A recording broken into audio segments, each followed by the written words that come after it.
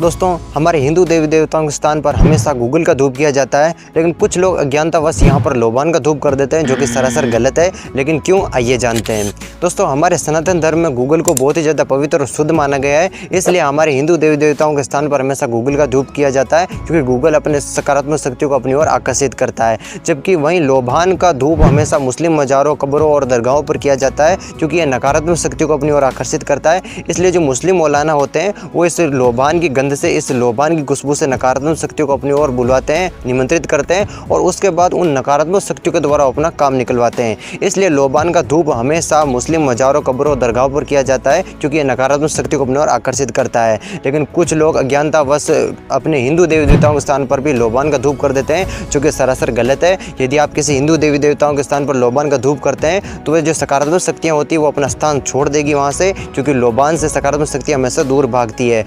लेकिन कुछ महाज्ञानी ऐसे भी हैं जो अपने घरों में ही लोबान का धूप कर देते हैं। अरे भाई, पहले ही घर में सकारात्मकता की कमी है और ऊपर से आप लोबान का धूप कर रहे हैं, तो बची कुछ जो सकारात्मकता में होगी वो भी चली जाएगी। इसलिए अपने घरों में लोबान का धूप ना करें, क्योंकि लोबान का धूप करने से आपके घर में रोग, बीमारी और गृह क्लेश जैसी घटनाएं उत्पन्न हो सकती है, जो कि आगे चलकर बहुत बड़ी परेशानी खड़ा कर सकती है। इसलिए अपने घरों में और हिंदू देवी देवताओं के स्थान पर भूल कर भी लोबान का धूप ना करें, क्योंकि लोबान को हमारे सनातन धर्म में सख्त वर्जित माना गया है। यदि आपको करना ही है तो आप गूगल का इस्तेमाल करें, गूगल का धूप करें, फिर चाहे आपको हिंदू देवी देवता के स्थान पर करना हो या अपने घर में करना हो, आप गूगल का इस्तेमाल करें, क्योंकि गूगल को हमारे सनातन धर्म में बहुत ही ज़्यादा पवित्र और शुद्ध माना गया है। तो और एक बात आपको यहाँ पर और बता दूँ कि कुछ लोग आपको गूगल की पुड़की में लोबान का धूप दे देते हैं और आप अज्ञानतावश उसको गूगल मानकर उस लोबान का धूप कर देते हैं। इसलिए इस बात का भी ध्यान रखें, हमेशा देख परख कर ही कोई चीज़ खरीदें और देखें कि आपने जो चीज़ खरीदी है वास्तव में गूगल ही है, कहीं गूगल के बेस में कोई लोबान तो नहीं दे रहा है। इसलिए हमेशा सोच समझ कर कार्य करें।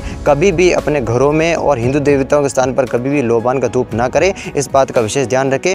बहुत से लोगों को इस बारे में जानकारी नहीं होगी, इसलिए सोचा आपको बता दूं, क्योंकि बहुत से लोग अनजाने में इससे ऐसी बहुत सारी गलतियां कर देते हैं। इसलिए आगे से आप इस बात का ध्यान रखें। बाकी इसी प्रकार की बातें जानने के लिए आप सब्सक्राइब फॉलो कर लीजिएगा।